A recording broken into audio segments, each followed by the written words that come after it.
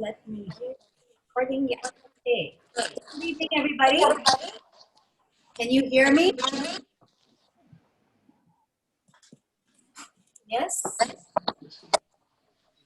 Oops.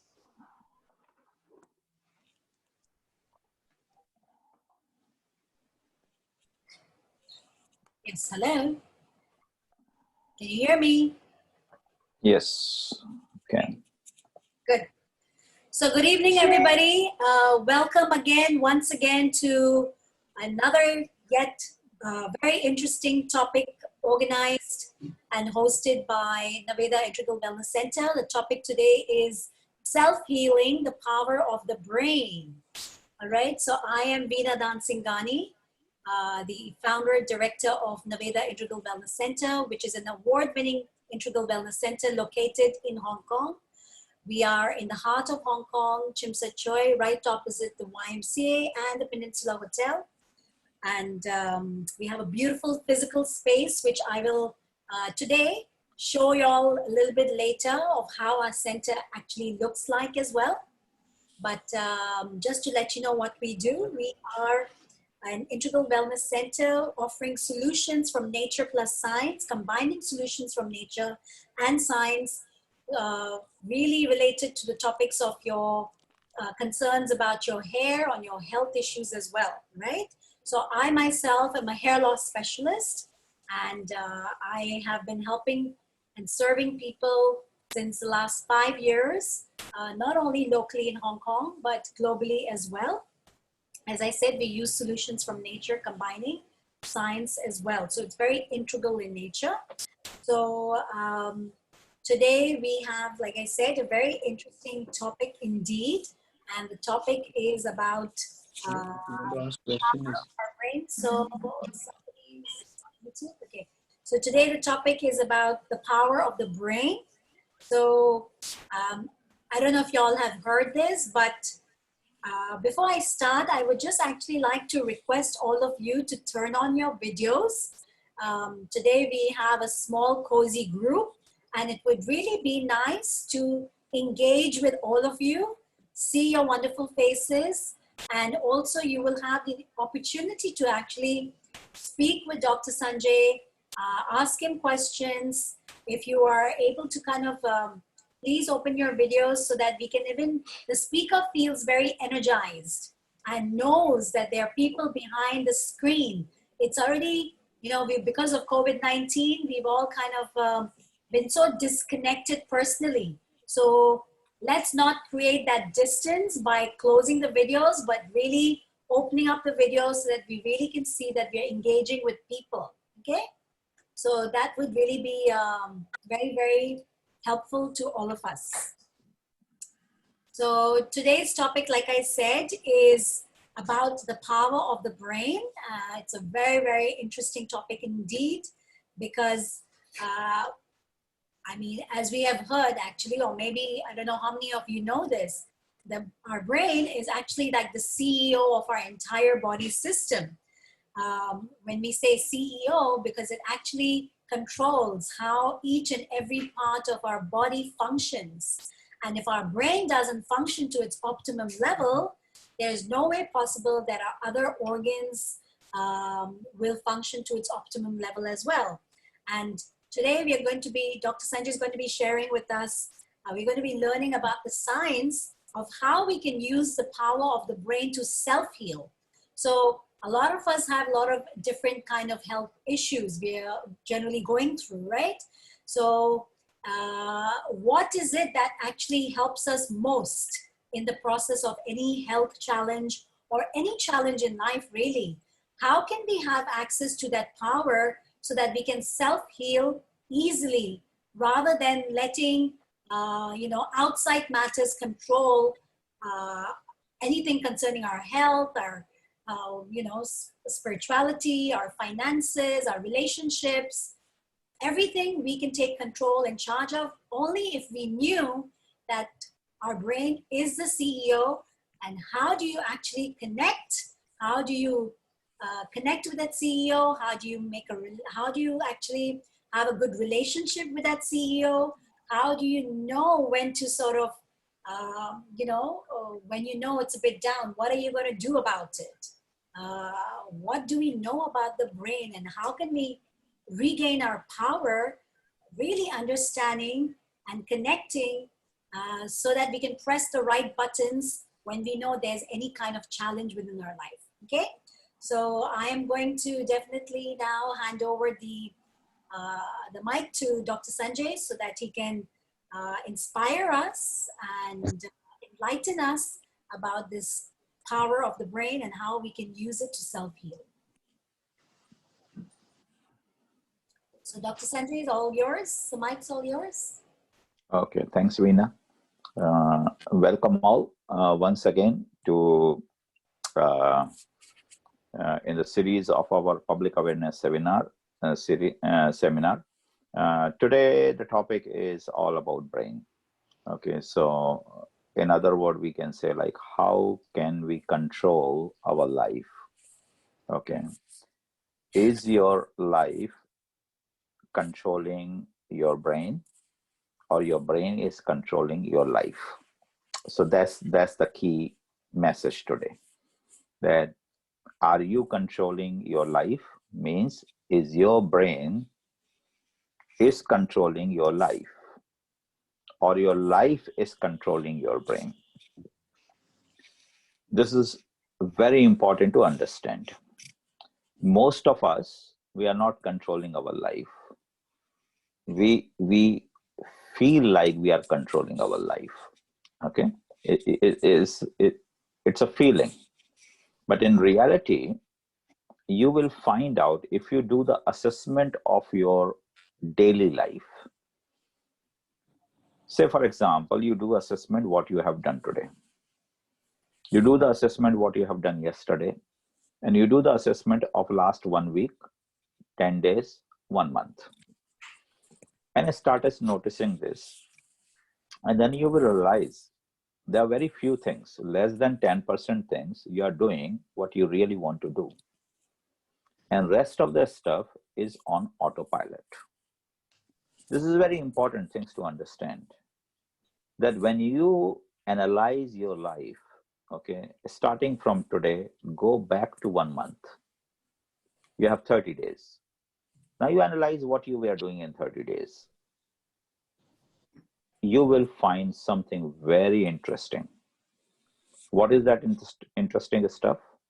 That you will notice that the thing you want to do, you are doing only 10%. 90% of the things is on autopilot. You didn't plan to do it. It's happening. You just day start and you started doing it without giving a thought process to it. Okay. And that is why there's a saying, we say life is very short. Why we say life is very short? Because 90% of our lifetime, we are not conscious. Okay. So 90% of our lifetime, we are not conscious. So we are not feeling the time. We are not enjoying the life. Life is passing very fast because we are not registering the things in our brain which we like to do. So this is the first and foremost thing we need to understand. Is your life running on an autopilot, or your life is running manually? It's a very deep question, and the question to understand. If you're running your life manually, it means like you are living a quality life. But if your life is running on autopilot, your life is not a quality life, it's a routine life. Because you do automatically repeat the things. So today, as we say, it's a kind of a power of the brain. And we are talking from the health point of view. Let's take a little bit like more broader perspective, quality of life point of view. And health is a part of the quality of life.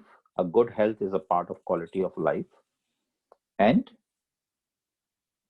happiness is also a quality of life. So let's play with these two keywords, health and happiness. Just remember this two word, okay? Good health and happiness.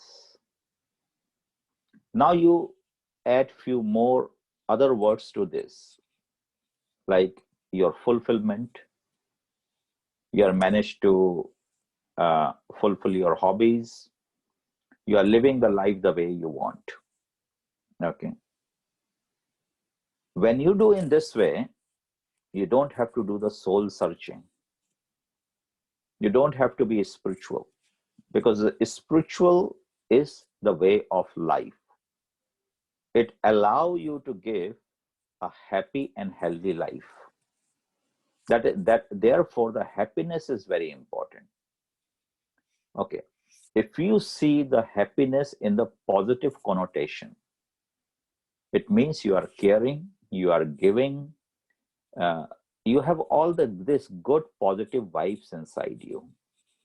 And the spirituality is nothing but actually is a collection of the positive thoughts in your body or in your mind, which reflect through your action every day. This is very important to understand. So there's a one part is a positive. Now come to a routine conversation. In the routine conversation, if you notice, we are very negative in our conversation on daily basis. Okay. So I want to give you some example. It sounds very simple, but I explain how it is a negative connotation. Like, oh, we are fed up, like when government is relaxing the social distancing. So this is like, suppose we don't say we are fed up, and we simply say, hey, like really government now should relax the social distancing. Or we share the good news, hey, there's a good news now, government is relaxing the social distancing. It's a normal sentence, right? But what is the feeling, how the brain is working behind it? That we are fed up with certain things. So we are actually justifying that, hey, what a great relief. Like we have like something opening up. So though you are not feeling that, but your brain is working with that kind of justification internally without even your knowledge. That's the psychology. That's how the brain works. So anything we say like, oh, I'm stuck at home, like this year we didn't go for a touring out of Hong Kong, right? Sounds very a positive and simple conversation, but you see how big negative connotation is here, that you are expressing something which you are not able to do, right? So in daily basis, there's a lot of like, oh, when your son is going to get married, or when your goddaughter is going to get married, or hey, didn't you go to the temple today? If you see this very normal conversation and try to take out what is coming out from this conversation, basically we are try to talk everything very negative. Okay, is a comparison, like there is a negative thoughts in the brain which we try to justify that, hey, are we doing any positive thing? So that is the human behavioral factor. Brain doesn't work in that way. Okay, brain adopt what you think. So this is a very tricky situation in our brain, that even we think we are thinking positively. What my message here is, we are not thinking positively. We are not giving our brain a message, a positive message. We are giving the negative message to the brain. So this is the point everyone has to understand. Very, very tricky situation. So, and many people don't like it. People think I'm like really so doing so good. So like, see how the social system works. Then only you will understand today's topic, because today's topic is the power of the brain, and power of the brain, especially for the self-healing process. Now, when we say power of the brain and we say the self-healing, it means our brain has something very positive thought process which can heal our body. Self-healing process means it's a thought process. So I'm trying to give you the example at the beginning, like on a daily basis, the way we work, we are not supporting our brain. Okay. And that's what it is. Try to understand that. We say like, okay, today I'm going to temple. Sounds very positive. Today I'm going for a walk. Sounds very positive. Today I'm going for exercise. Sounds very positive. So today I'm having a I'm having a healthy food. I started dieting. All this kind of thing. Logic, try to understand. All the positive dialogues is coming from the fear and the negative mind. You have somewhere a fear in your brain that you are not eating healthy. So you declare that I'm eating healthy. Somewhere in your brain, you think like, okay, not doing exercise, not helping body. So you are declaring that, hey, I'm doing exercise. So it's actually the whoever learns about science, they know that we call it Newton's third law, is that opposite action reaction kind of thing. So this is very a funny thing, but at the same time, very interesting as well. That anything we talk positive comes from the negative mindset. Okay. I will try my best. What is the brain is saying? I don't know whether I can do it or not. I will try my best. Okay. So this is the thing. So divide into two parts. What I'm saying, we all talk so many good things. We all try to do good things. But behind that, there is a negative side in the brain, or you can say fear in the brain. Okay. This fear in the brain doesn't matter whatever you are doing. So let's say you are doing so many good things during the day, as per your personal knowledge that you are involved in good things. But because it's coming from the negative mindset, what is happening in the brain is every day you are creating a stress. What is the stress is all about? Suppose you went for exercise and you are thinking you have to do exercise and your goal is to do 40 minutes. Suppose you do only half an hour exercise, you are disappointed that because you are not able to achieve your exercise goal. Or you achieve your exercise goal 40 minutes, you go overboard like, wow, I achieved my exercise goal. These are your experience on the front line. Okay. So don't go with your actual experience from the behavioral point of view. Now come inside the brain. What is happening inside the brain? When you are targeting 40 minutes of exercise, your brain, you put in a negative mindset because you put the pressure on the brain that I have to achieve 40 minutes. And that thought brain will catch up. So brain will develop the stress factor till you receive 40 minutes. Okay. So you see how interesting it is that till you reach 40 minutes, you're not getting the benefit of the exercise. During that 40 minutes, your brain is in the negative mode because it is in the stress mode because you are achieving something and you yet not achieved. The moment you achieve 40 minutes, then only the brain get little bit happy. Because now that stress is gone from the brain.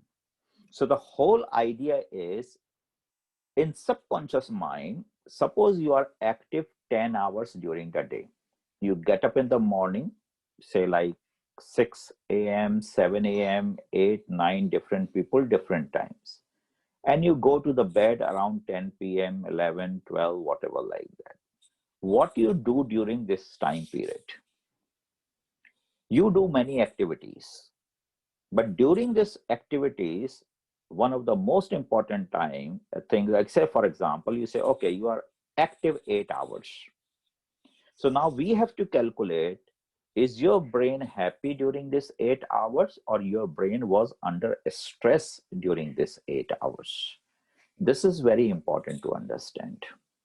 You may be doing so many good things, but at the cost of the stressed brain. So your physical activity, your physical achievement, your feeling achievement is nothing to do with the status of the brain. Okay, so the first thing is, if you are doing something where you are putting your brain at a stress, that's where your stress starts. That's a status of the brain. So let me share one slide with you. So let's see, that slide is coming up. Where are those? I have to do again. So, okay. So let me see whether it is there. Can you see this slide? Yeah, good. So you see, like in brain, we have this gland called hypothalamus. Look at the top over there. Okay. And then you don't have to go into this detail. What is the ACTH? Is a kind of like hormone. But what happens when brain is under stress? It activates the adrenal gland. Adrenal gland are sitting on the top of your kidney. These are the kidney, and both sides on the kidney, on the top of the kidney, we have the adrenal gland. So now you see what is happening when you are walking or when you are doing anything, doesn't matter how much happy thing you are doing. But if your brain is under stress, that the stress message is creating the stress hormone in the brain, the message, and the message is forwarding to the adrenal gland, and adrenal gland that time is creating two kind of hormones. One is the adrenaline and second is cortisol. That's exactly happened. It happened with all of us every day, every minute. Now you see what is happening with adrenaline and cortisol. If you go on the left hand side, maybe in your skin, it may be the right hand side, you see that dilation of bronchioles, your lung. Okay. So your lung is basically like dilated, the status change. So two kind of things happen. Either you feel shallow breathing, or you feel fast breathing, or you feeling difficulties of breathing. Okay. So many people during the day, they have like difficulties of breathing, or there's some change of the breathing things, or they feel tired or something. So this is because you have two hormones is in your blood, adrenaline and cortisol. So that's related to your breathing. Second, you see on the right hand side, at the same time, what happened? It's a heart. Suddenly your heart beats shoot up. Okay. So if you touch right now here, or you hold your pulse over here, it should be 72 per minute. Okay. These days you have a blood pressure machine. You put a blood pressure machine and you try to measure that, how many times your heart is beating. Your heart is beating. If it is beating 72 times, a little bit less, like 66, over 60, and around 80, it's okay. But when you are under stress, the heartbeat is always over 80. That's a very simple home kind of analysis, that whether your brain is in a normal condition or not. Now look into that lower part on others left hand side, the liver. Liver start working very fast and it produce a lot of glucose. Means during the stress, a sugar level increase up in your blood. When the sugar level increase up in your blood, it need to absorb properly into the cell. It means pancreas has to work much harder to release enough insulin so the blood sugar can absorb inside the cell. Okay, because this is the implication of that. What happens in stomach? Your digestion goes low. So many people say I am bloating and all those kind of things. Maybe during the eating time or before eating, you are stressed. And when you are stressed, though you are eating a very healthy salad, you're not digesting it because you have adrenaline and cortisol in your mind. That's kind of stuff. Okay. Then you have like suddenly high blood pressure. Okay. So there is also a situation that your blood pressure is high. So these are the things which we call the momentary. So sometime if you feel the heart palpitation, if you have a breathing problem, if you have a high blood pressure for that moment, you have a bloating or digestion related problem, suddenly the glucose level increase up, means you are under stress. And that's what happened to us on a daily basis. Okay, so that's what we have to understand. So on a daily basis, that's what happening to us.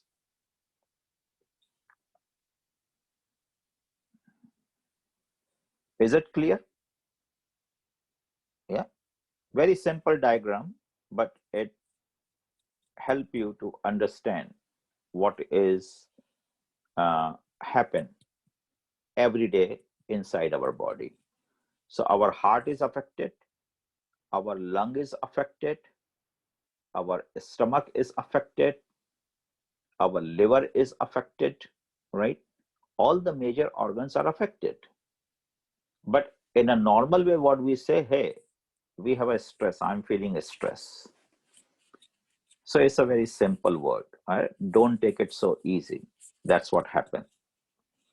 Now, I want to show you another slide.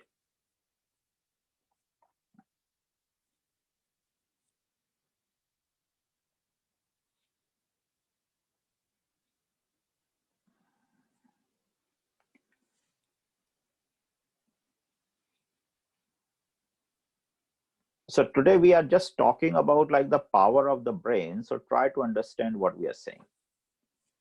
Look at this slide. Okay. When we are under stress, we are very emotional.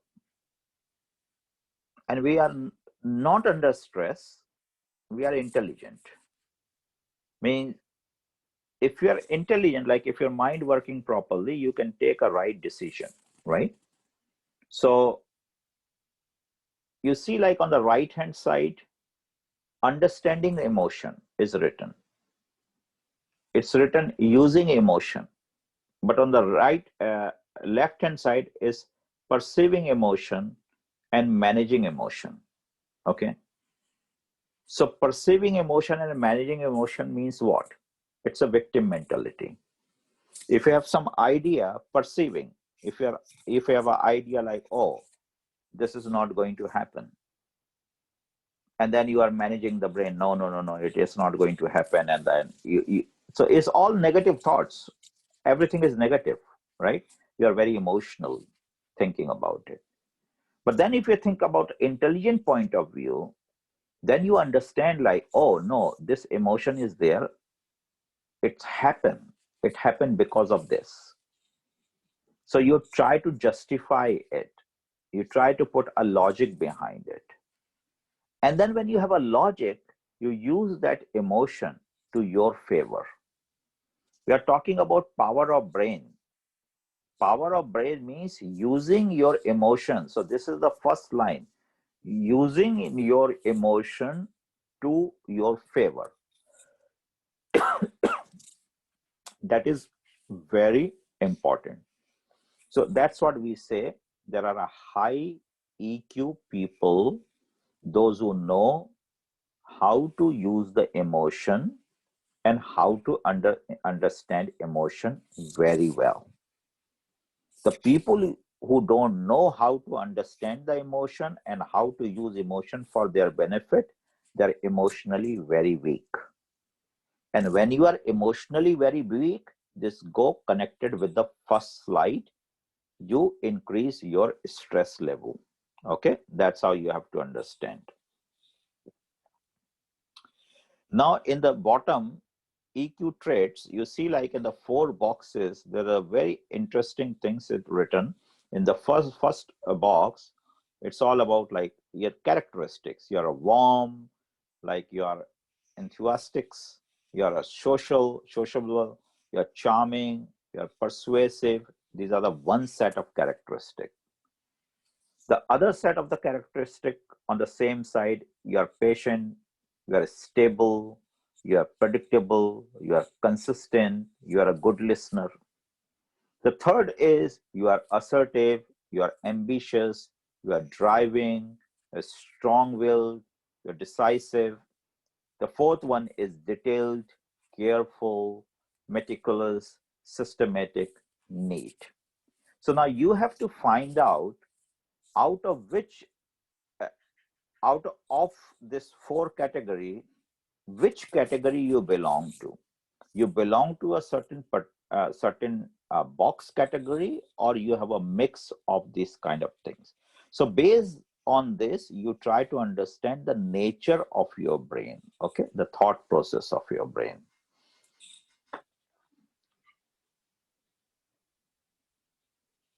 Now come over here. This is very interesting. So I'm just putting some information. Try to understand that. I hope, please thumbs up if you understand, right? So I explained that initially, stress, how stress is affecting the different part.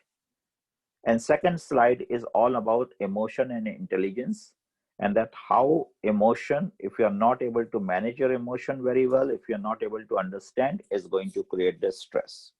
And based on four different kind of personalities. Correct? Understood? Yeah, great. Now, there are certain myths and facts. So let's clarify certain myths. Now, in order to function your brain properly, so there are a lot of stuff we know about the brain. We are not going to talk everything, but let's talk very fundamental thing, because today we are learning about, first you learn about brain. If we talk so much about our brain, we only talk about neurotransmitters, like, okay, we need this brain chemicals, that brain chemicals. But unless you know how the brain function, you cannot have that good chemicals inside your brain, or like how the brain should function. So today the topic is the stress. Second, I go into the emotion and intelligence. And now I'm coming to the inflammation. Brain inflammation. How many of you ever heard brain inflammation? Anyone? Raise the hand. And I can say that people even don't have idea what is the meaning of brain inflammation, right? So brain inflammation is very important. You need to understand the brain. Susan is saying like, yes, she raised the hand, she heard about it. So Susan can share something what you understand about the brain inflammation. You can unmute your speaker and talk. Hi. Well, I've only read about it in an article, but I'm no expert. And actually, to be honest, my brain, I've forgotten half of what I read, but I've heard of this term before. Thank you. Okay, perfect. So now, see this slide, I'm saying 6 natural ways to stop brain inflammation. If your brain is inflamed, you cannot expect your brain to function very well. So one of the myth is to reduce your weight, fat is bad. Okay, so many people has started cutting down the fat from their food. And cutting the fat is extremely bad for your brain. So the first point, straightforward, eat fat. If you really need brain to work properly, fat is brain anti-inflammatory. See, that's what the puzzle of nutritional science. Some ingredients are good for certain things, but the same ingredient can be bad for other part. So fat may be bad for the heart, but the fat is good for the brain. Okay, so we have the bad reputation of the fat, but we have to eat a right kind of fat. So there's a new information coming, which we'll share later. Right? So I will be very precise over here. Usually we say omega 369. So forget about 6 and 9, just focus on omega-3. So if you really want to put omega-3, then it's a brain food. It's an anti-inflammatory brain food. If you eat low fat, it's not good for the brain. Now, we always heard that in many my seminar, I keep explaining what is the nature of the hormone, what is the nature of enzyme. So that's what it is very interesting for you to know, that vitamin A, vitamin D, vitamin E, vitamin K are all are fats. They are vitamins. So these vitamins are actually nothing but they are fats, right? So every nutrient has certain characteristics. So these are the things are missing from the information. So if you really want to eat anti-inflammatory brain food, you must take a vitamin A, D, E, K, and omega-3 fat. So that's the point number 1. Point number 2, minimize excessive carb. So that is true, because like many people, we have a lot of carbohydrates. So Indian people eat like a lot of rice or flour, the chapatis and all those kind of things, lot of bakery products, lot of sweets, all those kind of things. So that's you need to cut down. So sweet, in other word, starch, glucose is not good for the brain. Okay, and you notice that the kids, those who have a very strong habit of eating so many chocolates and candies, they are not intelligent student. Every intelligent student, you research this, you will find they don't have so much inclination towards the candy or the chocolate. Okay, so this is the second point. Third point, which is related to the second one, maintain healthy blood sugar level. So that's why we talk about the Alzheimer's disease, Parkinson, and many more kind of things. This is something very important, because blood sugar, if you have a lot of sugar going on, if you have a stress, I mentioned in the stress increase the sugar level. If the sugar level go high into your blood, then you have a lot of problem. Like what main problem? There are so many things, but I would like to focus on 2 major things: magnesium and zinc. These are very important, and obviously vitamin D, we talk this time. They reduce, okay? So they reduce the effectiveness of magnesium, zinc, and vitamin D. If the sugar level is high, these things just go down, okay? Number 4, exercise, okay? So obviously, as we say, we need to exercise, you have to balance it out. So you have to do the moderate exercise, not too much exercise, because the brain run down. So this is the 4th one. 5th one, beware of your medication. There's so many medications. So there are few examples here, interesting one. So if you are taking anti-cholesterol medication, which we call statins, so it blocks coenzyme Q10 and vitamin D. Both are very important things for the heart. So that's the side effect. The heart get a problem. CoQ10 is very important. If you take a blood pressure medication, it affects your zinc, magnesium, CoQ10 again. If you take antacid, people think like, oh, I have an acid, I must immediately take antacid. Antacid is not good, because it blocks your calcium, magnesium, and zinc. And if you take antidepressant, it interferes with your healthy brain function. Okay, so you have to watch your medication, like what kind of medication you are taking in. Now, interesting other part, stop eating grain. So someone will say, hey, how you are saying, like, because our staple diet is grain, right? It's a rice or flour, a wheat, rice, mostly the carbohydrate. But here we are saying grains, all kind of grains. There's so many different kind of grains, because grain has a high gluten, and gluten is now responsible for 2 things. It has a leaky gut problem. Second is very important, is like have a lot of toxins, the fungal toxins, what we call mycotoxins. They have like a lot of like this microorganisms, what these days like we call it germs.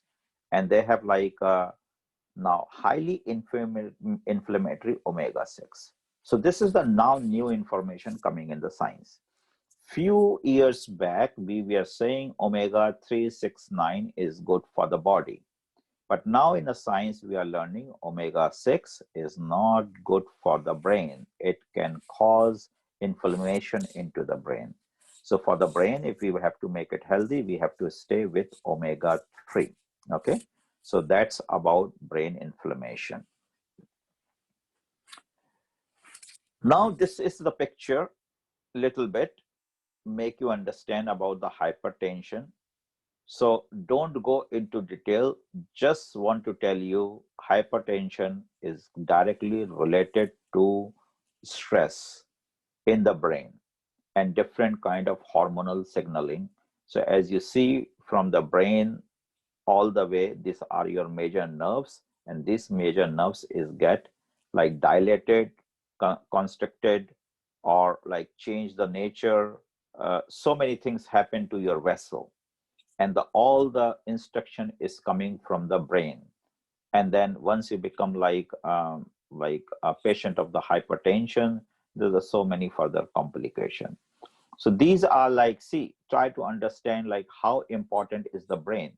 We are not talking about any kind of brain disease, but we are talking about stress, we are talking about hypertension, we are talking about indigestion, many things are the other part of the body. So is this clear so far? Please, if you have any question, you can ask me the question for this particular part, because now we are going to jump into some other part. Is the message clear here? Like means like brain is very important, and I just focus on two, three part, your emotion, your intelligence, okay, your stress, and your inflammation. So brain inflammation, brain emotion, brain intelligence, and brain stress. Correct? So these are the keywords right now. Any question regarding this?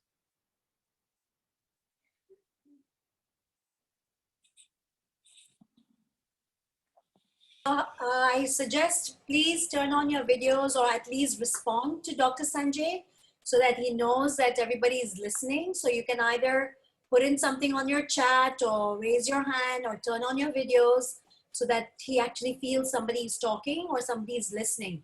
Otherwise, it's just like talking to the computer, right? So kindly request you to turn on your videos. Somebody is really putting in their precious time here to share the knowledge. So it would be really respectful to turn on your videos or respond. Thank you. Okay, so if you have a question, fine. If not, then I can move to the next section.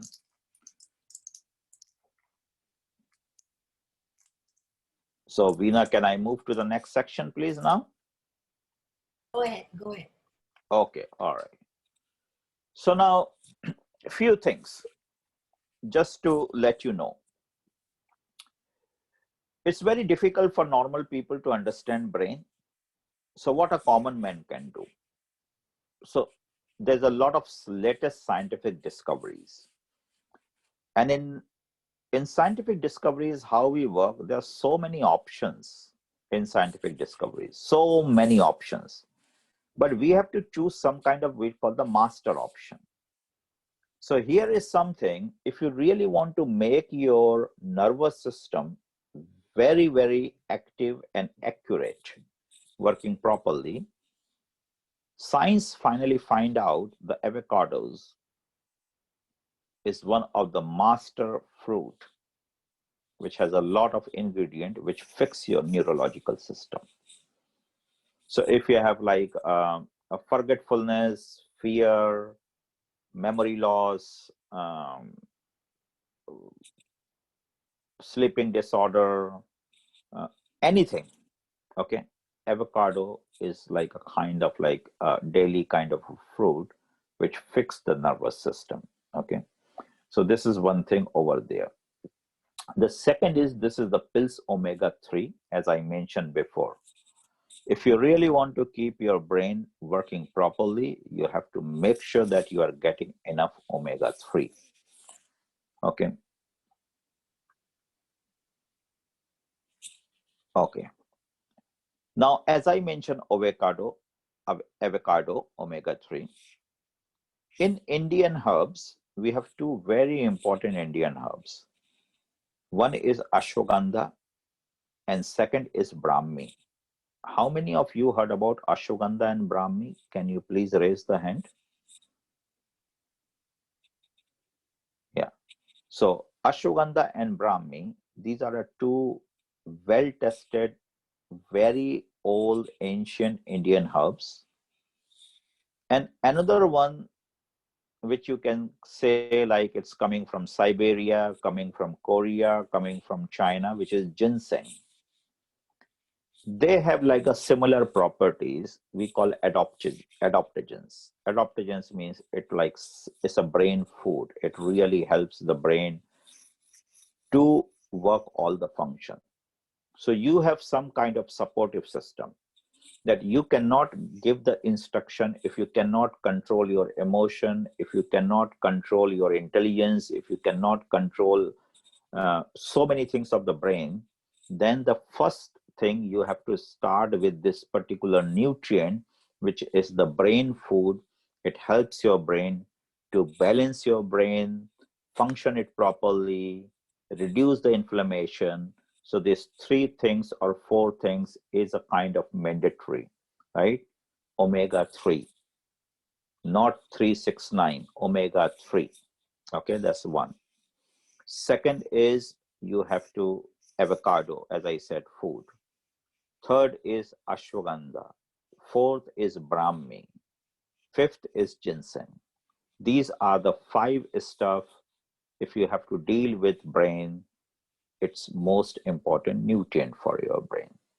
Okay. Later, like once you learn more about the brain, there's a lot of other, it's like basically controlling your thought process kind of stuff, right? Now I want to come to something very interesting, which is like a biggest discovery of the 21st century. That's called placebo effect. So I really want to talk to all of you. How many of you exactly understand the placebo effect? Please raise the hand.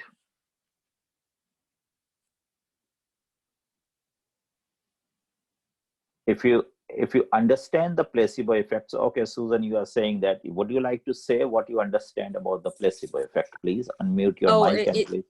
Sure. It basically means that you know, you're taking something that doesn't really have any medicinal effect, but because you have taken it, your body thinks that you have taken something to cure it, and you're actually cured. So that's the placebo effect. That's my understanding. Okay. So in other word, perfect. So in other word, what we are saying, like our thought process, right? So our thought process is that's controlling. Correct. Yeah. Yeah. So, actually, there's a quote that I've heard that it says the body achieves what the mind believes. exactly. And I think in that sense, it's very true. Perfect. So here you have, like, you see, like, look at this slide. The placebo effect is scientific proof that we have the ability to heal ourselves. That's the very important part. There's a scientific proof that we have the ability to heal ourselves. Our thoughts are powerful enough to bring things into existence. When will we begin to absorb this? It's very powerful. You have to just understand the meaning of this, right? So go back to my second slide where I said emotion and intelligence, right? So most of us, we don't know how to handle our emotion. Imagine that a situation that if you are able to handle your emotion, it means you're able to handle your thought process. Am I correct? Yeah. If you are able to handle emotion, it means you are able to control your thought process. You are able to convince yourself, right? So that's what it is. This is the discovery of the 21st century. So today in a medical science, placebo effect is one of the most important tool.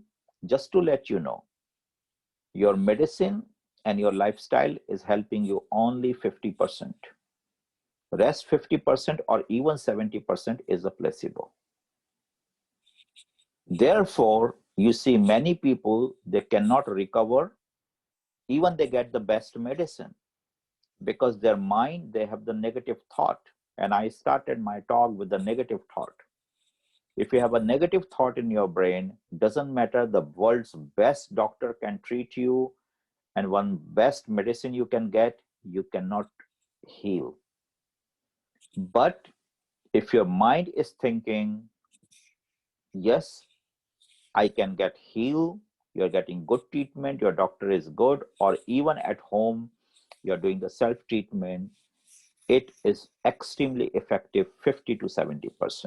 Okay, that is a new discovery, and that is why we say it is scientifically proved, because that's how we design all our experiment. Okay, that's a placebo. This is a very interesting book. The title is The Power of the Self-Talk. How many of you do the self-talking? Is anyone in the room who do the self-talking? I think we all do, doctor. Yeah. Can you give me some example of self-talking? Just help me to understand what kind of self-talking you do. I think, doctor, you tell yourself that everything will be okay and not to worry. Yeah, so basically you comfort yourself, right? You don't do the self-talking. Yes, that's right. Right? So most of the, bang on. So that's what I want to say. Most of the people in the world, they comfort their brain that don't worry, everything will be okay, or I can do it. I mean, those kind of small is consoling the brain, consoling the brain. Am I correct? Yes? Yes. Okay. What is the self-talking? So self-talking is Susan is talking to Susan. So there are two Susan, not one. And Susan is talking to Susan for half an hour, a good half an hour. Veena is talking to Veena for half an hour, 1 hour. You can talk anything. Okay. I will not say this today in this particular talk. I will explore this sometime else, but this is very powerful. Start talking anything. Just become two person, but both are same, both are you, and start talking to yourself. Okay. And then it's unfold automatically. Okay. So that's like the power of self-talk. So the difference here, what I would like to say, that comforting the brain and comforting your fear is not a self-talk. Self-talk is, I'm talking like, oh, I'm living in Hong Kong, I live more than 30 years. What I have done in my life is my life is fulfilling. Then you are answering to this question. So it's basically question and answer. You question and answer. You keep asking so many questions to yourself. So Susan is asking, suppose 50 questions to yourself, and Susan is answering all those 50 questions. When you get this habit into that, you will see wonderful magic started coming up. And I tell you, this is much more powerful than meditation. Exploring yourself is actually a meditation itself, because you have to isolate yourself, you have to lock yourself inside a room, and you have to start doing the self-talking. You can do self-talking in front of the mirror also. It sounds strange, but the mirror techniques work very well. Stand in front of the mirror and start talking to yourself. Okay, so I just leave this topic over here. It's a power of self-talk. It's a very big topic itself. It works very well. Now, I will share sometime this video with you. There's a lot of information in this. There are a few keywords. Just go into the keywords: pineal gland, benzodiazepine, dimethylamine, psychoimmunology, neuroimmunology, oxytocin, vasopressin, pituitary gland. 1, 2, 3, 4, 5, 6, 7. Out of 7, how many words you have heard before?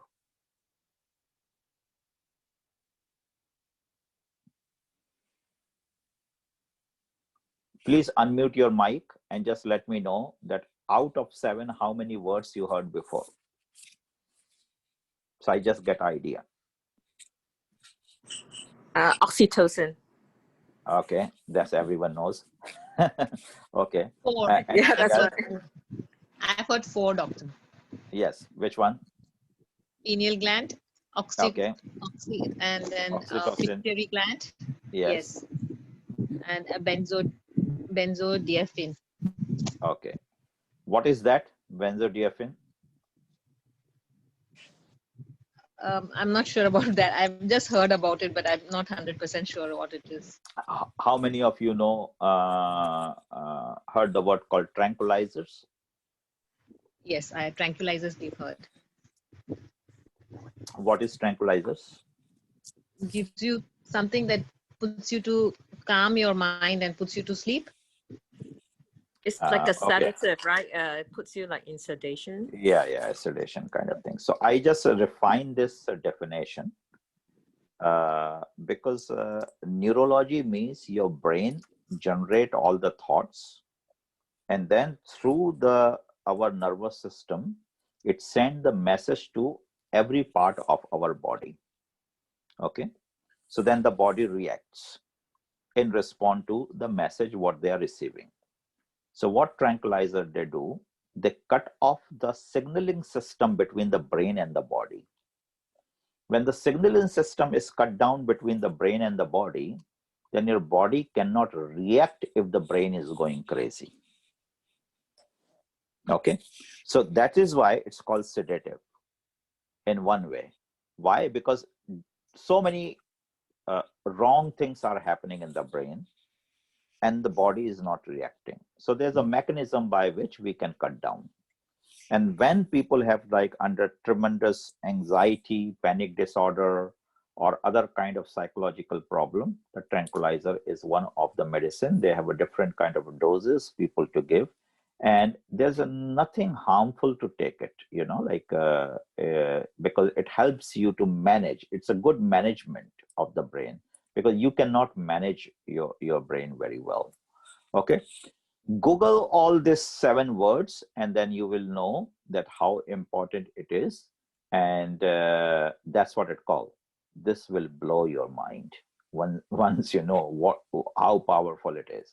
So if you really want to control your life, if you really want to control your brain, you want to control your emotion, your thoughts, and really everything, then you need to understand the 7 key points. It's worked very well. Okay, so that's how about understanding things.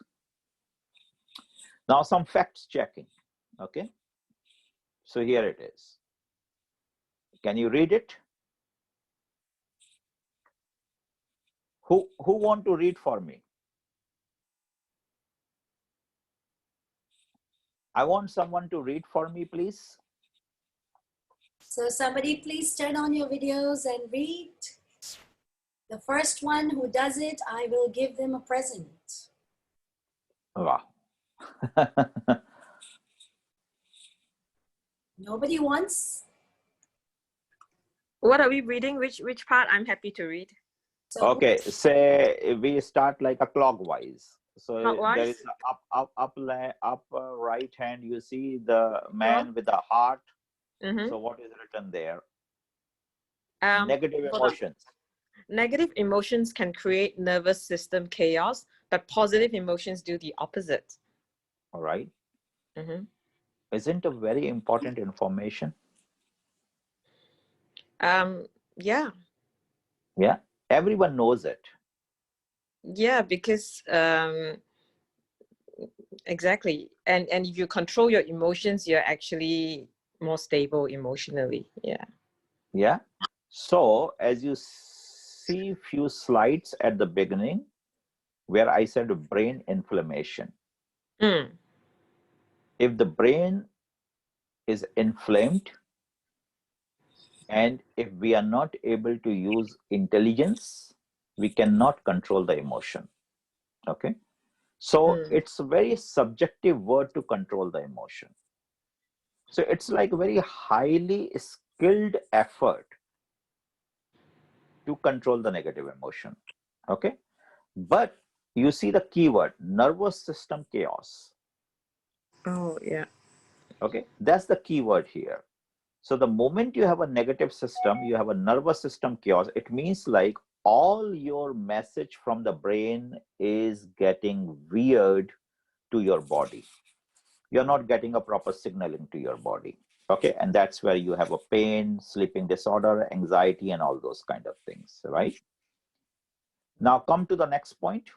Positive emotion can. Positive emotions can increase the brain's ability to make good decisions. Yes.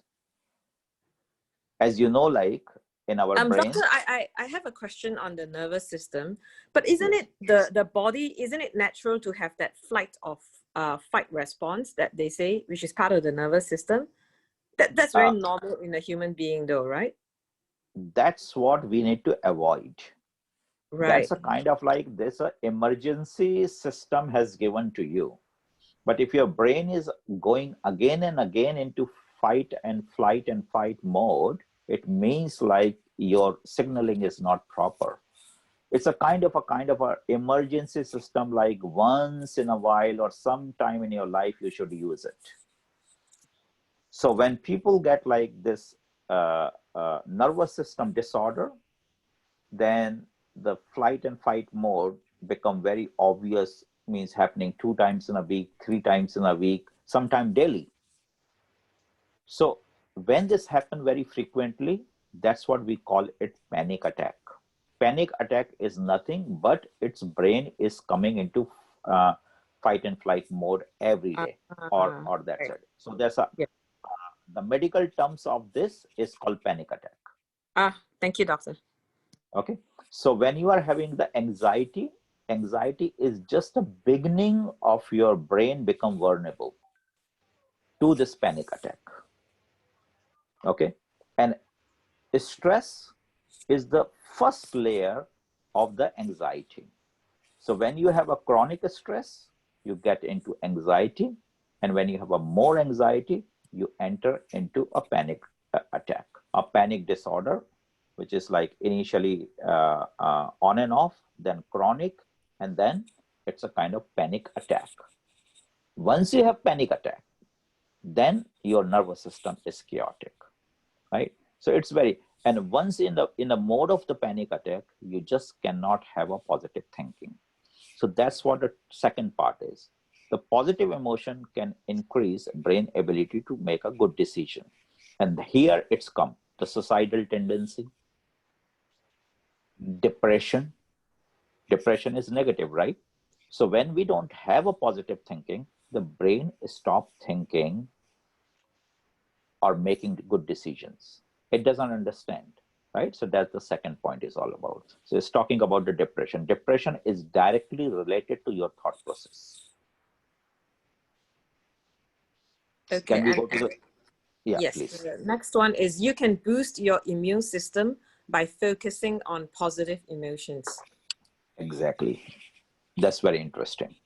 So just wanted to share here that it's not about eating turmeric or vitamin C boost your immune system. The first immune system is your brain. And that is why we always say like the brain has a healing power, there's a brain pharmacy and everything, because why we can heal everything healing is to deal with anti-inflammatory properties of the brain, of the body, of the cell. So anti-inflammatory work with the very strong immune system. So brain control the primary immune system. If you give the proper thought to the brain, you have a wonderful immune system. And then if you have a proper food, it supports the immune system. So this is very important to understand. People say like, okay, I'm eating turmeric, I'm eating like all this good kind of immune booster food. But if your brain is not thinking positive, this immune booster food is not helping you to increase your immune system. Okay, so your brain is very important to play a role. So that's about the immune system. Come to the next, please. Okay, the next one. Positive emotions create physiological benefits in your body. Okay, so what do you understand by, is anyone understand the physiological benefit of the body, physiological benefits? Can you give me some example of the physiological benefit?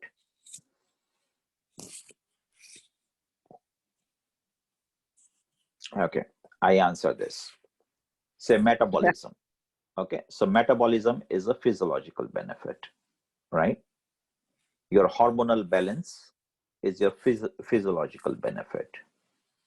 Your good memory, your physiological benefit. Having the energy, full of energy all day is your physiological benefit. Okay, so you see like how important, there is a one common thing is coming here, the positive mind or positive emotion. Okay, so we are not talking about the thoughts, we are talking about the positive emotion, right? So that's how the physical benefit. Come to the next one.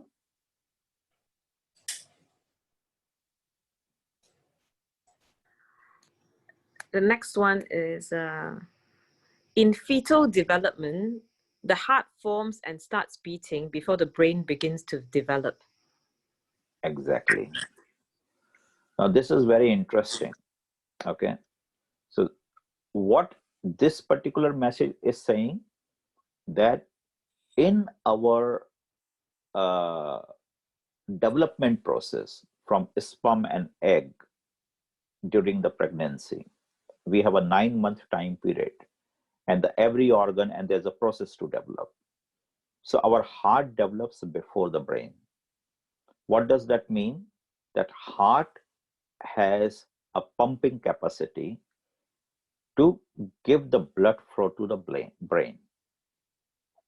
But then that is the only part in the life that it was designed like that. Once the brain and the heart both are developed, then the heart is controlled by the brain. So there is a position, there is a system sometime inside a womb when heart is developed first to supply the blood to the brain or to the other organ. That is why the heart comes first. But as soon as the brain develops, the brain take over. And since then, the brain control your heartbeat, your blood pressure, and all other stuff. This is the information you need to understand, and it's a kind of information. And the last one, please. The last one, the human heart's magnetic field can be measured several feet away from the body. Okay. Does anyone know about this? Heard before? I've never heard of this before. Okay, all right. So what happened, like, you see, like the magic here is we have like a fixed blood pressure, right? So systolic, diastolic, 120, 80. You have to ask a question like, how come everyone in the world have such a fixed blood pressure? And the second is the average heartbeat is 72 per minute in the resting time period. How come this is possible, right?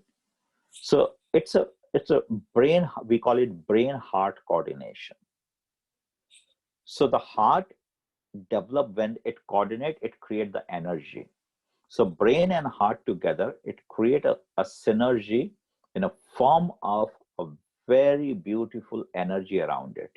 And this energy is considered as a magnetic field. So this is the scientific discovery. This scientific discovery explained in a spiritual world as an aura or chakras. So auras or chakras are nothing in yoga and all that. It's nothing, but it's the magnetic field of the heart and brain coordination. So if your heart and brain coordination is good, you have a very strong positive vibration around you, which people can feel it. Okay, so that's our certain facts. So everyone understand this, how important is the positive emotion is all about.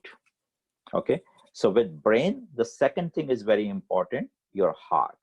So you need to take care of your brain and heart together. They have a relationship with each other. Okay, now move to the next.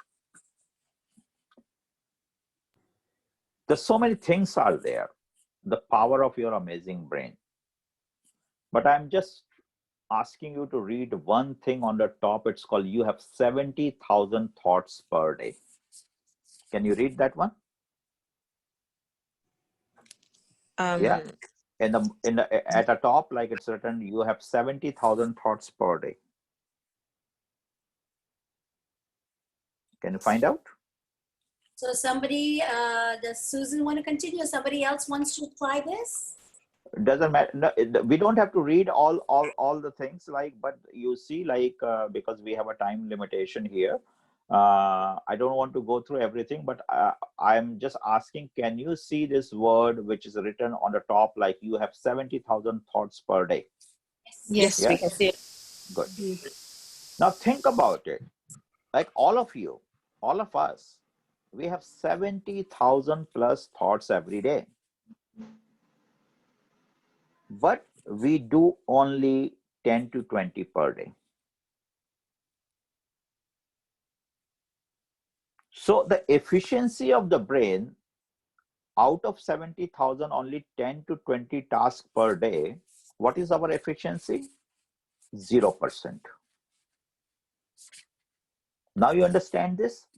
We are not using our brain. People say we use 1 to 2% of our brain. So if we go with this, we use a 0% statistically our brain. We are ultimately not using our brain at all. Right? Why? Because our brain is not under control and it keeps creating thoughts. So that's why this all meditation, music, concentration, focus, why it is important?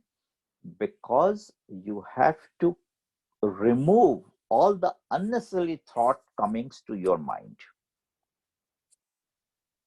It's called empty thoughts or empty usage of the brain or the wastage of the brain. Okay, so there are a lot of wastage of the brain. So more you train your brain, you reduce your thought process. And that is why I always say to everyone, please reduce your reading, surfing social media, reduce your Google, because more you read, more thoughts will come and more you will get confused. You never get a knowledge by reading more. Why? Because you keep collecting more information and the brain cannot process all the information.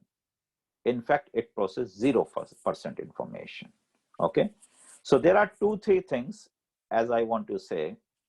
Now on the left hand side, see 66.6666% fat. So brain is nothing, but brain is a fat. Is a fat cell. So if we don't eat fat, brain will collapse. And that's what has started happening with seeing. Like, this is very funny thing. You see all the people, those who are going to aerobics, male or female, irrespective of the gender, they start noticing it from today. The people, those who go to gym, people, those who are into the bodybuilding, people, those who are into hiking, people, those who are into dieting, people, those who are into aerobics, their intelligence level is very, very low because they have low fat intake in their body. And without fat, you cannot maintain your brain. So this is actually a catch-22 situation. You have to learn about fat, because there are, like you all know, there's a good fat, there's a bad fat. But fat is important. Cholesterol is important. Without cholesterol, our brain cannot function. And that's another part of the aging.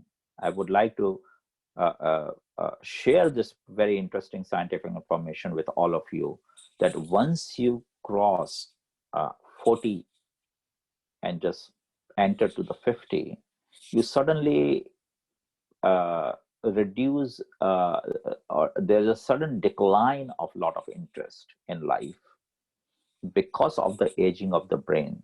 If you have a lot of fat, good fat in the brain, good cholesterol in the brain, your brain will always work as 30 to 40 or 50 years of old. So it doesn't matter you are 60, you are 70, you are 80. If you know how to feed your brain will always be active as 30 to 40 years. Listen to music. Music is something very, very interesting.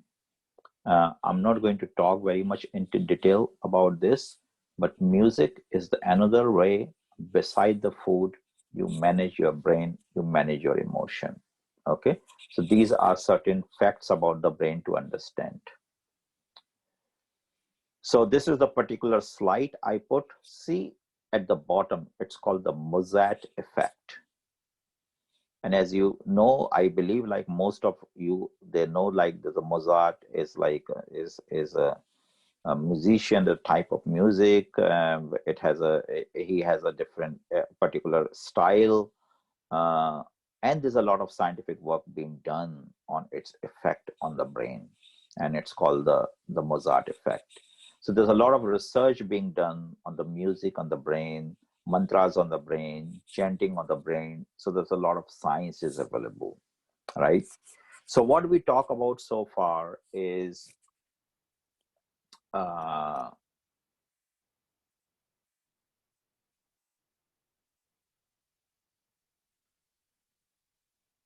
okay, so I just explained this. So what we talk about, the brain inflammation, emotion, intelligence, stress, positive thinking, all this kind of the connectivity of the brain with different parts of the body. Okay, the effect of the music, effect of the meditation, thought process is all about brain. There's so much things going on inside our brain on daily basis. This is a little bit like things which we talk about, the anatomy of anxiety. So we don't have to go very much into detail, but what I want to say over here, there's a mechanism which works during the anxiety. So the Susan, as you mentioned, like a fight and flight mode, that's exactly the anxiety. So actually this start from visual things. So when you see something, not only listen, it only happened to visual thoughts. When you see something, then only the trigger on, and then everything is changed. So one of the thing is, if you don't visualize certain things, if you close your eyes and put your thought process into certain kind of like talking, chanting, whatever you can do, but close your eyes, you can cut off a lot of anxiety process. If your eyes are closed, you cannot stop the anxiety. Simple message here. Interesting fact about subconscious mind. I want to come only one line over here, the point number 3. It controls 95% of our life. That's it. So consciously, you know only 5% of yourself. And subconsciously, 95% of your life, you don't know. So that is why we have so much trouble in our life, because 95% of our life is not in our control. We even don't know what we are doing. Okay, so that's the fact, very important to understand. And this finally, like something very interesting. If you are the right hand person, brush your teeth from the left hand. If you have a right hand person, use a remote or switch and try to do a lot of things with your left hand, and vice versa.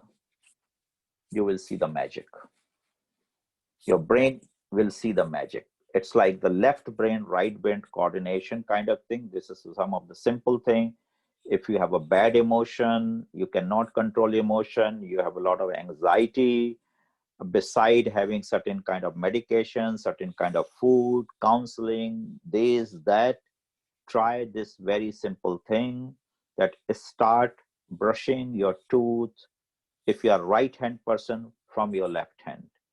And I guarantee you in 15 days, you will see certain magic, right? So that's how the power of brain. Now, finally, you know about this sleep pattern and the waves we call delta, theta, alpha, beta. Okay, these are very common. People are learning more about these days about the sleeping and circadian rhythm. So it lot to do with like a different kind of function. So as you say, like delta wave has a lot of different kind of function. I'm not reading all. Theta has different function, alpha has a different function, beta has a different function. Therefore, sleep is another important part, because if you have a sleep in delta wave, so there are 4 types of sleep. You have a sleep in delta wave, you have a sleep in theta wave, you have sleep in alpha wave, and you have sleep in beta wave. Every type of sleep help your brain to do different kind of functions.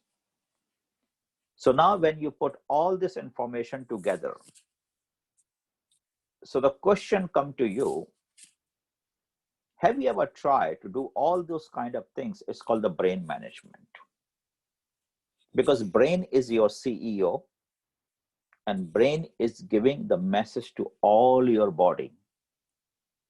Brain has a healing power, brain has an immune system, brain can repair the cell, brain can absorb the glucose, brain can release the hormone. Brain is doing everything. It's really a CEO. But are you taking care of your CEO? The answer is no, because all the slide I have explained to you on a daily basis, we never pay attention to it. It should be the part and parcel of our daily life. Okay, so I hope you understand the power of our brain. So thank you very much. I hope this information must have helped you or will help you if you would like to adopt this in your daily life. Thank you. Thank you, Doctor. So does Welcome. anyone have any questions? We'll give it another 5 minutes before we close the session. Anything that you heard that you want to question? See something here? No questions on. Yes, actually the topic is very vast and very deep indeed. There are lots, each aspect that Dr. Sanjay spoke about can be talked about in a lot of depth and also practiced in a lot of depth to experience how powerful our brain can be, indeed. So this was just an introduction. Of course, we will be having ongoing webinar series or seminar series at our center in Naveda, or of course until the whole social distancing comes back to normal, then we can possibly have it at our center here at Naveda Integral Center to learn more about this powerful, what do you call it? Is this a muscle, a powerful muscle of ours, Dr. Sanjay? What? The brain is a powerful muscle, right? Is that a muscle? Would you call it a muscle or a...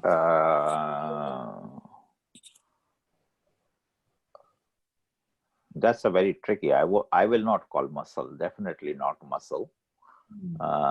It's an organ, right? So it's just like more like a liver. Like yeah, means if you say like it's a 66.6% fat, So obviously it's a fat. Mm. Okay, so it's made up of the major component is a fat. Mm. Right. So I'm sure once we kind of understand and really experience by small practical, experiences or practical changes that we make, that we can experience the power of healing. So I want to just share personal experience. So I had lost my hair 6 years ago, and I'd lost almost completely, like 70% of my hair was gone in the span of 1 month. A lot of people know that. And one of the tools that I definitely used was the power of self-healing, the power of visualization. So everything that I was taking to heal myself, I was always visualizing and self-talking with myself to see, constantly seeing that I had one wonderful, beautiful hair that was growing, and I would keep repeating that to myself. And I would use certain oils, or I would be eating.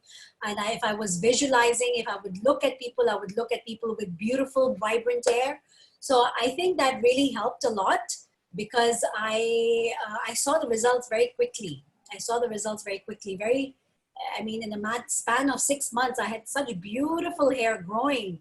It was almost like it was hair that I'd never seen before, because I was talking to my hair. I was visualizing. I was healing myself while I was, whether it was taking herbs, whether it was shampooing my hair, whatever I was doing, I was really using this power of self-healing.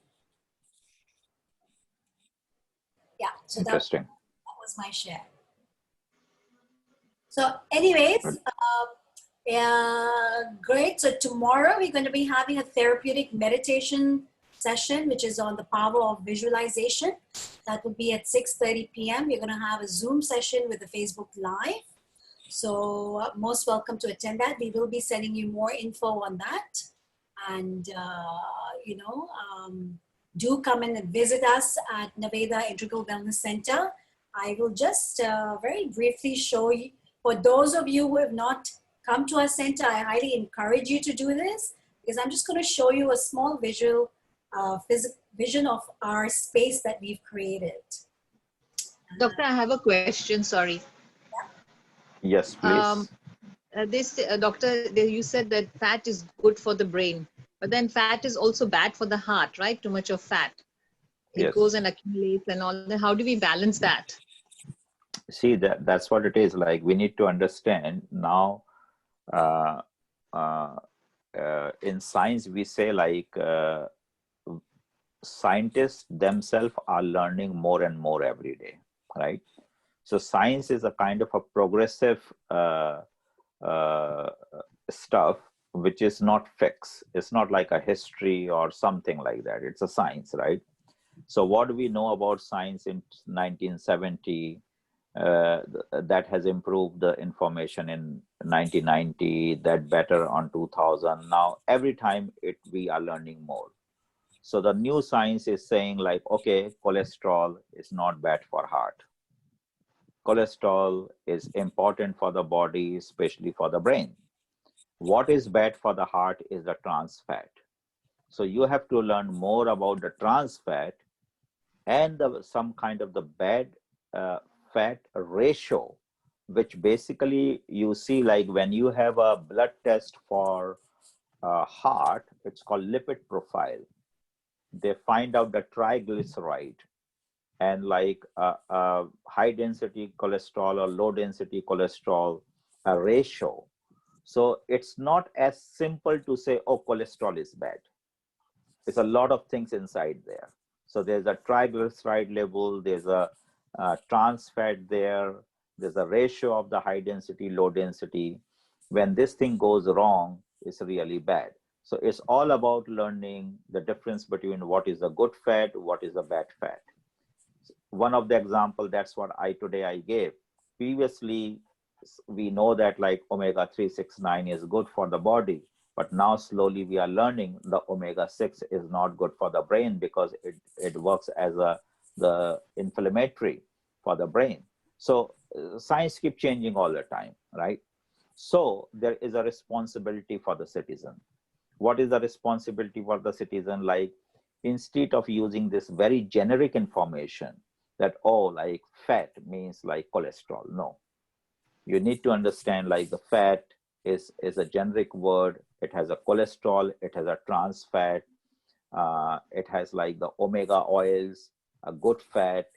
But as a normal person, what should you know? What kind of oil you are eating? Are you eating the refined oil or the unrefined oil?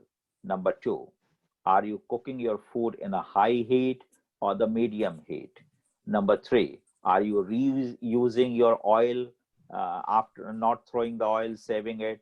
These things make very much difference because we are running a series of seminar. This is on the way. Sometime it will come. We'll talk about the good fat, bad fat, and then also about the cooking and all those kind of things. Then slowly you can understand like how to balance between the heart and the brain. Yeah. Thank you, doctor. Okay. Thank Pleasure. Okay, so great. I mean, a lot of the solutions that Dr. Sanjay spoke about, especially in terms of nutrients for the brain, are available at Naveda Integral Wellness Center. So I just want to take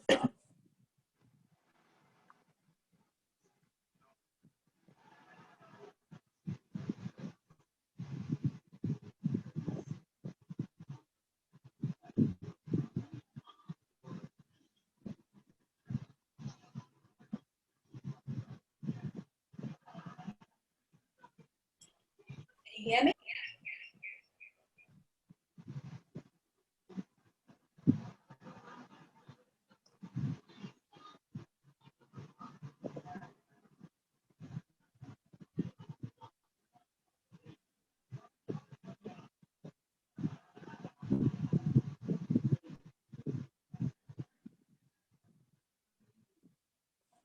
Yes, actually, Veena is trying to show like the Naveda Wellness Center. Um, uh, as we mentioned before, we have like scientifically tested a lot of like a single herb or multiple herb supplement form from India, which is scientifically designed and has like a different kind of function. So there's a herbs which help you for the brain, the health herbs which help you for the heart, liver, joint, different kind of function. But at the same time, because Veena is doing a lot of hair kind of stuff, so she has a lot of like the hair regrow kind of things, which is a chemical free, a lot of like hair products. Then another very interesting thing, there's a lot of teas. Like these days we say like tea is very good, antioxidant and all that kind of stuff. So please visit Naveda. These are very interesting. It's a interesting space. You will love it. Like unfortunately, due to this COVID-19, we all have to meet virtually, but hopefully soon we will be able to meet each other in a physical way, and then we can interact and you can learn more about it. It's a wonderful place, a very unique, completely done in a scientific manner. So thanks to Veena to start this particular kind of like a place. It's a great initiative.